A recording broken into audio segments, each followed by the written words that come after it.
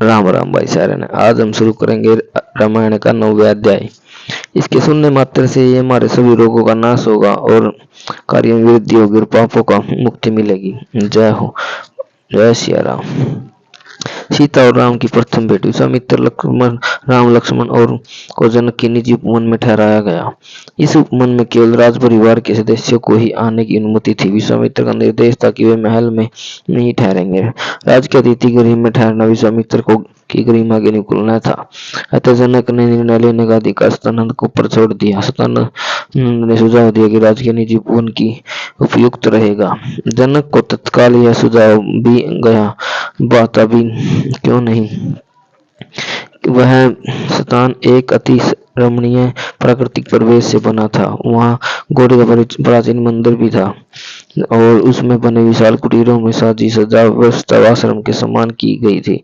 यहाँ आकर राज परिवार के सदस्य यह भूल गए कि विशेष है, इसलिए यहाँ सब कुछ राजसी गुणों जैसा आयोजन नहीं था, सब कुछ सात्विक था। समूचा उपवन विभिन्न प्रकार के रसीले फलों से भरा हुआ था। फलों के बाहर से वृक्षों की रक्षा इतनी विनम्रता से झुकी हुई थी कि अन्याय की हाथ बढ़ाकर उन फलों को भेंट करने की उद्यत दिखाई देती थी। पुष्पित लताओं ने तो समूचे आश्रम का श्रृंगार बंदरवारों की तरह किया हुआ था। उपवन में बने सरोवर में विभिन्न प्रजाति के कमल कमलियां खिले हुए थे। उनमें परम विश्राम तीर्थे अंश और अन्य जलीय पक्षी आनंद क्रीड़ा में निमन गए थे। तितलियां और वह का नृत्य अपने चरम पर था। अनेक सुर में स्वरों में पक्षियों का कलवर गुंजायमान था। केका ध्वनि मानो विश्वामित्र राम और लक्ष्मण का स्वागत कर रही थी। विश्वामित्र जनक के निजी उपवन में बने कुटीर में रखे ग्रंथों पर दृष्टि डाल रहे थे। राम एक वस्त्र पर चित्र बना रहे थे। विश्वामित्र ने राम की ओर देखा। राम चित्रकला में तल्लीन थे।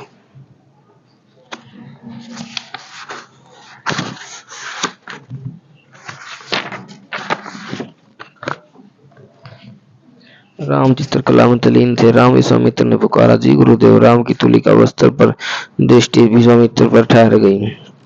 किसका चित्र बना रहे हो गुरुदेव? एक शिला महिला का चित्र बना रहा हूँ। विश्वामित्र ठहाका मार कर हंसा। राम विश्वामित्र की ओर उच्चमित भाव से देखते रहे। उन्होंने उनके हंसने का कारण नहीं पूछा, केवल उनकी ओर अबोध शिशु की भांति देखते रहे। राम अपनी हंसी को बहुत कठिनाई से थामते हुए विश्वामित्र बोले, कहीं ऐसा न हो कि तुम्हारे यह चित्र संसार में इतना प्रचलित हो जाए कि लोग समझने लगे गौतम के शाप से हिला सचमुच ही पत्थर की शिला बन गई थी। उनके शिला होने में कोई कमी भी नहीं रह गई थी। वर्षों संसार से बहिष्कृत जीवन जीना और वह भी बिना किसी उपलब्ध के, कोई प्रश्न नहीं, कोई स्पष्टीकरण नहीं। कितना निर्दोष चित्त है अहिल्या का। अपरितम बाहरी और आंतरिक सौंदर्य से संपन्न, कोई आवरण नहीं, जैसी है वैसी स्वयं को प्रकट कर रही है। तुम गौतम के स्थान पर होते राम तो तुम क्या करते? विश्वामित्र का स्वर गंभीर हो उठा। उन्होंने ग्रंथों को एक ओर रख दिया और एक राम को और देखने लगे। क्षमा कीजिए गुरुदेव, ऐसे प्रश्नों के उत्तर तत्काल नहीं दिए जा सकते। उनके स्थान पर यदि मैं होता तो क्या होता? ये कोई भी एक घटना सदा एक समान परिणाम चित्त पर नहीं छोड़ी जाती। उसके लिए एक व्यक्ति की उस समय की भावदशा, तत्काल परिस्थितियां तथा उसका चरित्र, उसका स्वभाव इत्यादि अनेक सूक्ष्म बातों मिलकर एक शीर्षक पर पहुंचती हैं। इसलिए इसका सटीक उत्तर देना इतना सरल नहीं है। देख रहा हूं कि विशिष्ट ने तुम्हें बहुत सुंदरतम रूप से संस्कारित किया। विश्वामित्र बोले तो उनकी वाणी में राम के प्रति गौरव और सम्मान का भाव था। गुरुदेव, मैंने सुना है कि आपकी गुरुदेव वशिष्ठ की भयंकर शत्रुता रही है। लक्ष्मण ने कुटीर में प्रवेश करते विश्वामित्र ने ध्यान आकर्षित किया। तुम्हारा कान बड़े तेज है लक्ष्मण। विश्वामित्र ने देखा कि लक्ष्मण शांतानंद के साथ कुटीर में पधारा है। आपके साथ चौकन्ना रहने की ही पड़ेगा गुरुदेव। लक्ष्मण गर्दन हिलाते हुए मुस्कुराया। ऐसा किस लिए? विश्वामित्र ने पूछा। क्या पता आप लौटते समय कहें कि राम 2-4 तड़काएं और बच गई हैं। अब आए हो तो लगे हाथ इनको भी शुभकामना देते जाओ। विश्वामित्र ने एक बार फिर ठाका लगाया। कुछ अनुचित नहीं कह दिया क्या? लक्ष्मण ने किसी अभिनेता के समान हाथ जोड़ दिए। तुम्हारे आने से कुछ देर पहले मैं राम की बात पर आशा था, किंतु राम के बात को की सुनकर उसकी उठी हंसी तत्काल बैठ जाती है, और तुम तो जो बात कहते हो उसे सुनकर हंसी नाभि क्षेत्र से उठती है और पूरे शरीर का शारीरिक मानसिक व्यायाम करवा देती है। विश्वामित्र अपनी हंसी का नियंत्रित करते हुए बोले, राक्षस जाति में अनंत ताड़काएं हैं, किंतु अभी मेरे पास एक ही थी, इसका निपटारा राम ने कर दिया। गुरुदेव मेरा प्रश्न रह गया। मैं सुना कि आपकी गुरुदेव विशिष्ट से भयंकर चतुरता है। लक्ष्मण ने अपनी नटखट मुस्कान से पूछा। यह सब तुमको सतानंद ने बताया होगा। विश्वामित्र ने सतानंद की ओर देखा।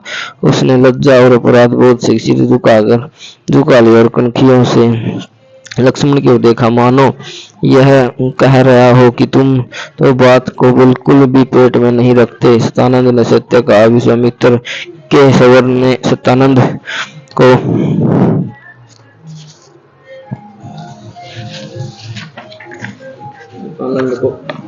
अपराध के से बोझ से मुक्त किया। सतानंद को अपराध बोझ से मुक्त किया। वे बोले, तुमको सतानंद मेरी सारी कहानियां सुना देगा। संक्षेप में इतना जान लो कि पहले मैं एक धर्मात्मा सम्राट होता था। शक्ति के अहंकार में मुझे पागल कर दिया था। मैं ब्रह्म ऋषि विशिष्ट से जो भिड़ा और पराजित हुआ। फिर मैंने भगवान शिव को प्रसन्न करके अनेक दिव्य अस्त्र प्राप्त किए और शक्ति के मंद में विशिष्ट को पराजित और लज्जित करने के उद्देश्य से उनसे युद्ध करने पहुंच गया। मैंने फिर मुंह की खाई। उसके बाद मुझे ज्ञात हुआ कि ब्रह्म तेज क्या होता है। फिर मैंने अपने मन को निर्मल और निष्पाप करने के लिए तपस्या की। यह बहुत ही लंबी और रहस्यमय कथा है। विश्वामित्र ने सतानंद की ओर देखा और बोले, वत्स, आज रात उपवन में बने गौरी के मंदिर में लक्ष्मण को जागरण करवाकर मेरी कथा सुना देना। यह कथा एक रात में पूरी नहीं हो सकती। इसके लिए तो लक्ष्मण को मेरे पास ही ठहरना होगा। सतानंद मुस्कुराए। सतानंद, तुम राम और लक्ष्मण को गौरी के मंदिर में दर्शन कराने के ले जाओ। विश्वामित्र बोले, राम ऐसा मंदिर तुम लोगों ने कभी नहीं देखा होगा। गुरुदेव, मुझे तो रात भर गौरी मंदिर में जागरण का आदेश आप दे ही चुके हैं। अभी मैं सतानंद के साथ इस वन में विहार करना चाहता हूँ। भाई को तो ऐसे ऊर्जावान सतानों पर एकांत ही पाता है। लक्ष्मण, तुम सतानंद के साथ विहार करो। राम अकेले ही गौरी के मंदिर चला जाएगा। विश्वामित्र ने स्नेह शक्ति नेत्रों से लक्ष्मण की ओर देखा और हंसे। अपने बालपन को सदा साथ लिए घूमता रहता है। सारंगे, तुमने अभी तक पूजा का थाल नहीं सजाया। सीता ने अपनी सखी से पूछा। सजाकर पूर्ण ही रूप से आपकी सेवा में लाने ही वाली थी कि पता चला कि उपवन में अतिथि ठहरे हैं, इसलिए पूजा का थाल अवनी के हाथ लौटा दिया। वाटिका में आज तक तो कोई अतिथि ठहरा नहीं। तुमको भ्रम हुआ है सारंगे। आप सत्य कह रही हैं, किंतु यह जानकारी प्रामाणिक है। सारंगा बोली, तो फिर तुझे यह भी ज्ञात होगा कि वीर्य अतिथि हैं। कौन? सीता मुस्कुराई। ब्रह्म ऋषि विश्वामित्र पधारे हैं। सारंगा बोली, ओ, तब तो हमारी वाटिका कृतार्थ हुई। चल पूजा का थाल मंगवाए। ऋषि श्रेष्ठ का पूजन कर आशीर्वाद लेंगे और फिर माँ गौरी का पूजन कर नियम भंग नहीं होना चाहिए। सीता ने प्रेम से सारंगा के गाल पर हाथ फेरा। तभी अवनी पूजा का थाल लिए आ गई। तुझे कैसे पता चला कि मैंने तुझे स्मरण किया है? सीता ने पूछा। पूजा का थाल लेकर लौट रही थी तो राजमाता ने कहा कि सीता से कहो कि पहले मुनिवर का पूजन करे और फिर गौरी पूजन। अवनी बोली। देखो, सीता ने सारंगा की ओर देखा। गुरुवर विश्वामित्र के दर्शन होना तो परम सौभाग्य की बात है। आओ चले और अपने सौभाग्य को सराहें। विश्वामित्र कुटीर के बाहर ही बैठे थे। सीता ने अपनी अभ्यर्थना की, अपना परिचय दिया और उनके चरणों में अपनी सखियों सहित बैठ गई। ये तुम्हारी बहनें हैं क्या? विश्वामित्र ने सारंगा और अवनी की ओर देखकर पूछा। सखियां, बहनें ही तो ही तो होती हैं। गुरुवर सीता मुस्कुराई। हम सीता की सेविकाएं हैं, सारंगा बोली। देवी हमको सखी का मान देती है और बहनों से बढ़कर संतान देती है। निश्चित रूप से तुम दोनों ने पूर्व जन्मों में अनंत पुण्यों क्यों संचित किया है कि जो तुमको सीता की सखी रूप में स्वीकार किया है। विश्वामित्र ने सारंगा और अवनी को आशीर्वाद दिया और साथ सीता की ओर देखकर बोले, तुम मुझसे कुछ कहना चाहती हो?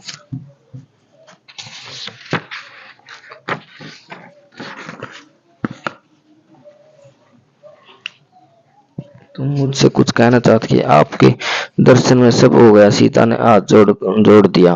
किसी विशेष उद्देश्य से आना हुआ था तो अपना मनोरथ निसंकोच कह दो। विश्वामित्र ने सीता को निसंकोच से बाहर लाना चाहा। गुरुवर वाटिका के गौरी मंदिर में पूजन करना हेतु आना मेरा नियम है। आज आपके पधारने का सुंदर समाचार मिला तो स्वयं को आपके दर्शन करने के सौभाग्य से वंचित नहीं करना चाहती थी। वैसे आपका शुभ आगमन किसी विशेष उद्देश्य से हुआ है अथवा यह एक सहज तीर्थ यात्रा है? तीर्थ तो मेरे साथ चल रहा है सीते, विश्वामित्र मुस्कुराए। इसमें कोई संदेह नहीं है कि आप चलते फिरते तीर्थ है। सीता ने श्रद्धापूर्वक हाथ जोड़ दिए। मैं स्वयं को तीर्थ कहकर उस अहंकार के प्रेत को फिर से अपनी सवारी नहीं करने देना चाहता जिसे मैं युगों पहले उतार चुका हूँ। तो फिर आप किस तीर्थ की बात कर रहे हैं? सीता ने जिज्ञासा की। अयोध्या के राजा दशरथ के पुत्र श्री राम है। राम ही वह तीर्थ है पुत्री, और वह मेरे साथ यात्रा कर रहा है। विश्वामित्र का स्वर आनंदित था। आप एक राजकुमार तीर्थ कह रहे हैं? ऋषि श्रेष्ठ आश्चर्य हो रहा है। सीता के स्वर में विस्मक था और विषय में अविश्वास। आप श्रीखा ब्रह्मा ऋषि किसी राजकुमार को साक्षात तीर्थ कहे और तो इसका आश्चर्य ग्रहण करने में मेरी बुद्धि सेवा का बहुत छोटा अनुभव कर रही है। उसमें यह बात समा ही नहीं रही। विश्वामित्र ने से मैं राम की तब तक की सारी यात्रा सीता को सुनाई। गुरुदेव, यदि यह सत्य है तो निश्चित रूप से आप तीर्थ के साथ ही यात्रा कर रहे हैं। सीता नतमस्तक हो उठी। गुरुदेव, हमें भी तीर्थ के दर्शन कराइए न। सारंगा सही की कल विद्वत परिवार के सदस्यों से राम का परिचय कराऊंगा। राम के साथ उसका अनुज लक्ष्मण है। लक्ष्मण भी है। अभी वे शांतानंद के साथ उपवन विहार कर रहे हैं। गुरुदेव, यदि अनुमति हो तो मैं गौरी पूजन हेतु प्रस्थान करूं? सीता ने पूछा। अवश्य। विश्वामित्र ने आशीर्वाद के रूप में अपना हाथ सीता और उसकी सेविका के सिर पर रख दिया। सीता अपने सेविकाओं के साथ चलने के लिए उठ गई। पूजन के बाद गौरी से क्या मांगती हो सीते? विश्वामित्र ने मुड़ने को तैयार सीता और ऐसे एक प्रश्न उछाल दिया। सीता ठहर गई। उसे एक ऐसे आकस्मिक प्रश्न के कनिक भी अपेक्षा न थी। गौरी ने बिन मांगे मुझे सब कुछ दिया है। अज्ञात कुल धरती पुत्री को जानकी बना दिया। इसके बाद भी यदि कुछ मांगू तो वह लोभ होगा। गुरुदेव, कुछ मांगने की लाजती हूँ मैं। सीता के स्वर में कृतज्ञता थी। अरे पगली, माँ से मांगने में क्या कोई लज्जा है? यही यदि ऐसा है तो तुम इसका एक ही अर्थ है कि उसे अपने माँ मानती ही नहीं। आज मेरे कहने से कुछ मांग लेना और माँ से लजाना छोड़ दे।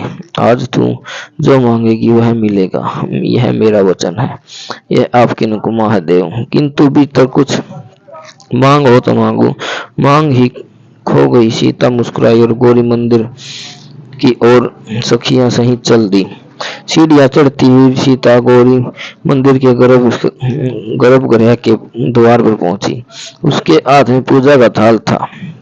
उसने देखा कि एक अपरिचित युवक गौरी के स्वरूप को निहार रहा था। सीता की तरफ उसकी पीठ थी। सतानंद को वह अच्छी तरह पहचानती है। यह सतानंद तो नहीं है, फिर कौन है?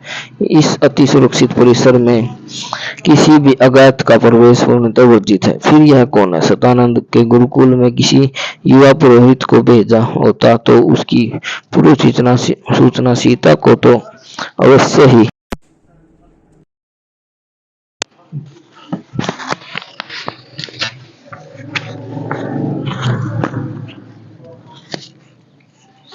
अवश्य ही होती, क्योंकि यह उपमन सीता के दिशा निर्देशों में सजता संवरता है। सीता के पग जिज्ञासा में बड़ा आगे बढ़े। यह युवक ने मंदिर का घंटा बजाया, गौरी को प्रणाम किया और मुड़ा। मुड़ते ही सीता की दृष्टि उस युवक पर गुरुत्वाकर्षण से बंध गई और देवी इच्छा से अन्य ही उसके उदर धीरे से पुकार उठे, राम। सीता को ऐसा लगा जैसे उसके उधर मंदिर की घंटी हो और उसकी जीभ के प्रहार से घंटी बज गई उठी हो। गुंज के रूप में उठती राम की अनुरण ध्वनि से उसका पूरा अस्तित्व गुंजायमान हो उठा। सीता का रोम रोम राम राम पुकारा रहा था। विश्वामित्र ने राम के जिस रूप का वर्णन किया था वह वही रूप तो है। सीता की दृष्टि राम के मुख से हट ही नहीं रही थी। उसके भीतर कोई उसे कह भी रहा था कि सीते तू यह क्या कर रही है, किंतु सीता को इस समय राम के अतिरिक्त न कुछ दिखाई दे रहा था, न कुछ सुनाई दे रहा था। उसने राम जैसी देवता जीवन